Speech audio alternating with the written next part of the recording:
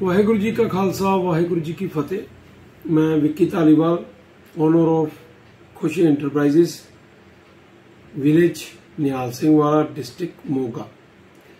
आज फिर आपके साथ रूबरू हो रहा हूं फेस टू फेस। आज का जो मेरा मेन मोटिव है वो न्यू डिमांड्स है तो पुरानी, लेकिन कुछ चीजें मैं आपको दिखाना चाहता हूं। मुझे काफी कॉल्स आ रही थी। तो कंट्री का नाम है क्रोएशिया, जिसको क्रोएटिया भी बोल देते हैं हम। तो इसके अंदर नई डिमांड जो आई हैं, पहले तो मैं उनके बारे में बताऊंगा और इसके साथ ही आपको एक चीज बिल्कुल साफ करूंगा कि आप लोगों के काफी कॉल्स आए हैं। आप पूछ रहे हो कि भाई जो ये एम्बेसी ओपन है सर, इसके वीजे आ रहे हैं सर, वहां से अप्रूवल आ रही है कि नहीं आ रही है, आदमी जा रहे हैं कि नहीं जा रहे हैं, ये सारी चीजें मैं आपको आज क्लियर करने जा रहा हूं। सबसे पहले तो डिमांड क्या है, और उस पहले डिमांड से पहले मैं आपको एक चीज दिखाता हूं। ये देखिए, ध्यान से देखो इसको। ये जो पेपर है ये अपॉइंटमेंट, एम्बेसी की अपॉइंटमेंट है, जिसको बीएफएस की अपॉइंटमेंट बोल देते हैं। अभी बहुत बच्चे बोलते हैं मैं ऑफर लेटर मिल गया, लेकिन हमें ऑफर लेटर, देखिए ऑफर लेटर तो कंप्यूटर में कहीं से भी तैयार हो सकता है। यहाँ डुप्लीकेट वीजे मिल रहे हैं। आप ऑफर लेटर के लिए सोचते हो, यहाँ डुप्लीकेट वीजे मिल रहे हैं। तो सबसे पहले तो ऑफर लेटर को वीजा मत समझे। जिसने वीजा देना है वो आपसे एडवांस नहीं लेगा। जिसने काम करवाना वो आपसे एडवांस पेमेंट नहीं मांगेगा। ठीक है, कुछ शेंगन कंट्री की अगर आप लॉन्ग वीजा लेते हो, जिसको 1 साल का वीजा बोलते हैं, तो उसकी अपॉइंटमेंट में प्रॉब्लम आ रही है, थोड़ी दूर जा रही है वो। पर शॉर्ट टर्म जो वीजे होते हैं, जिसको सीजनल वीजा बोल देते हैं, वो लोग जल्दी मिल जाते हैं और उसकी अपॉइंटमेंट भी मिल जाती है थोड़े पैसे ज्यादा खर्चने से। पैसे कौन खर्चना पड़ता है, क्यों खर्चने पड़ते हैं? उसका कारण है स्लॉट्स बिक जाते हैं। जैसे कनाडा के लिए आप लोगों ने देखा था कि बायोमेट्रिक के दुबई में जा जाके लोगों ने फिंगरप्रिंट करवाए, बायोमेट्रिक करवाए थे। अपॉइंटमेंट नहीं मिल रही थी इंडिया के अंदर। लाखों रुपए खर्च कर दिए। जो अपॉइंटमेंट गवर्नमेंट ऑफ कनाडा की तरफ से फ्री है, बाद में गवर्नमेंट को पता लगा कैनेडियन को, तो उन्होंने अब ये ऑटोमेटिक आप ही दे रहे हैं वो, तो अब पैसा नहीं लगता। जो उनकी फीस है $80-85 वो आपको देनी पड़ती है। वो भी जब फाइल पर आप अप्लाई करते हो तभी मिलती है। तो ये स्लॉट बिक जाते हैं, स्लॉट उठा लेते हैं, तो वो स्लॉट फिर बाद में अपनी मर्जी से देते हैं, तो वहां पेमेंट लगती है। तो ये मैंने जो आपको पेपर दिखाया, इसमें देखिए 1, 2, 3 बच्चों की अपॉइंटमेंट है। ये तीनों में से 2 बच्चे मेरे हैं जिनको डायरेक्ट हमने वीजा, और देखिए इसमें जो मेन चीज मैं दिखाने जा रहा हूं उसको गौर करना कि ये क्या चीज है। देखिए ये वाली, यहां पे वीजा कैटेगरी आ रही है, वीजा कैटेगरी, अपॉइंटमेंट डेट, ये सारा बकायदा नाम, आपका पासपोर्ट नंबर, ये आपका बार कोड है जिसमें आपकी पासपोर्ट की डिटेल है, या आपकी पूरी डिटेल जितनी भी है। ये देखिए यहां लिखा है वर्क परमिट। तो ये जो अपॉइंटमेंट होती है, ये जब वहां की कंट्री, जो भी कोई कंट्री है, चाहे वो किसी भी कंट्री की बात कर रहा हूं मैं, ये तो चलो क्रोएशिया की बात है, कि कोई भी कंट्री जब वहां से ईमेल भेजती है वर्क परमिट की, क्या अप्रूवल हो चुकी है, और वो इंडिया में आ जाती है एम्बेसी में, उनकी एम्बेसी में, जिन्होंने आपको स्टिकर लगा के देना जिस कंट्री का, तो वो कैटेगरी, वीजा कैटेगरी में लिखते हैं tourist, visitor, work permit, study visa, जब कोई भी कैटेगरी में आपने अप्लाई किया होगा। तो आप ऑफर लेटर के पीछे मत जाया करें। आप अपने एजेंट को, कोई भी एजेंट है, देखिए कोई भी कंसल्टेंट है, मैं ये नहीं बोलता हूं, सिर्फ आप 2 चीजों से बचना। एक, पेमेंट एडवांस नहीं देना। मुझे नहीं फर्क पड़ता मेरे में कोई एक दो आदमी कमेंट डाल देता है। देखो, मैं हर एक चीज क्लियर करता हूं अपने यहाँ ऑफिस में बिठा के। जिसको पसंद आता है वो अप्लाई कर लेता है कंपनी की तरफ से, जिसको नहीं आता वो चला जाता है।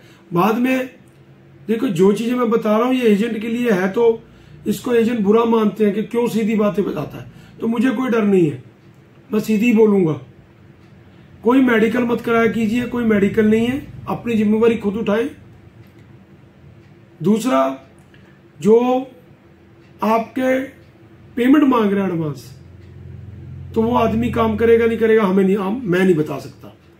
जो बोल रहा है मैं आफ्टर वीजा लूंगा, उस आदमी पे आप फेथ कर सकते हैं, विश्वास कर सकते हैं। कुछ तो मंगवा के दे, एम्बेसी में पेश कर रहा है, ले ले पैसे ले ले, तब कोई टेंशन नहीं होती ज्यादातर। पर एक बात और ध्यान रखना, मेरे पास क्लाइंट्स आए थे काफी, वो बोल रहे हैं कि हमें कलकत्ता में और बॉम्बे में बुला लिया गया है बायोमेट्रिक एम्बेसी में BFS में पेश करने के लिए, सबमिशन के लिए। तो उन्होंने वहां क्या हुआ, हमें पेश नहीं किया, खुद ले गए पासपोर्ट, बाद में डुप्लीकेट।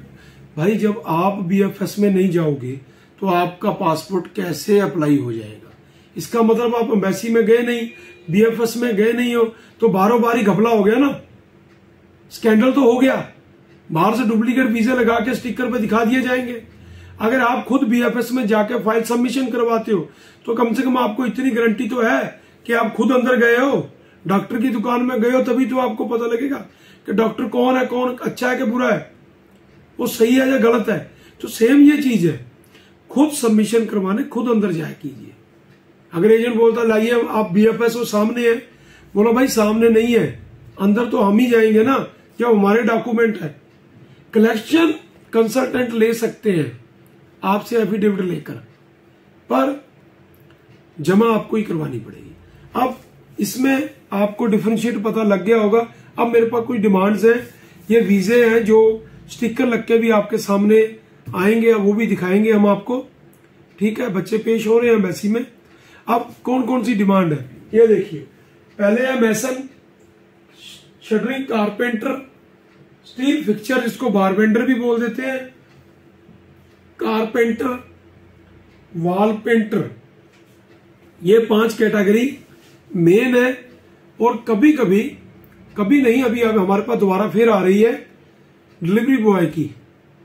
बट प्लीज नोट कीजिए, डिलीवरी बॉय के अंदर 2-3 चीजें नोट कीजिए। सबसे पहले इंडियन लाइसेंस चाहिए आपके पास,